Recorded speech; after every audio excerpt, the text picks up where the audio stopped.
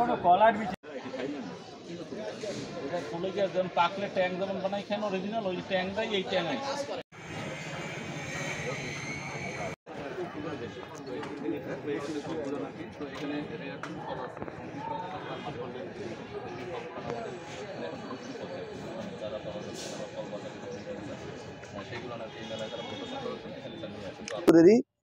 উৎপাদন। তো এখানে এই পুষ্টি মেলার একটা অন্যতম উদ্দেশ্য হচ্ছে আমাদের যে নবপ্রজন্ম যারা দেশীয় ফল সম্পর্কে পুষ্টি জ্ঞান এখন তেমন ভাবে অর্জন করতে পারে নাই, তাদেরকে আমরা দেশি ফলের যে পুষ্টিগুণ এবং দেশি ফল বেশি করে খেলে যে বল বাড়ে বা আমাদের যে ভিটামিনের যে ঘাটতি আছে সেগুলা ঘাটতি পূরণ হয়, সেটা কি আমরা আসলে পরিচিত করে দেওয়ার জন্য আসলে এই মেলার আয়োজন। এই এখানে অনেক ধরনের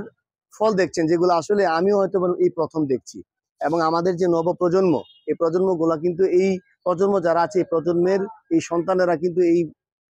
এই ফল এবং ফসলের সাথে কিন্তু তেমন পরিচিত না। তো আমি মনে করি তারা যদি এখানে আসে এবং এগুলার যদি পুষ্টিগুণ জানে এবং এগুলা সম্পর্কে যদি আরো ভালো করে জেনে এগুলা যদি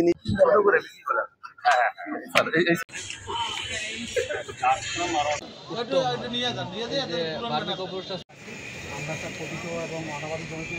বর্ষায়িত ফসল আদার বস্তায় চাষাবাদ এই টেকনোলজিটা মানুষের মধ্যে মানে সমৃদ্ধশালী করার জন্য আমরা অনেক বেশি দিন দিন খালি কোনো থাকলে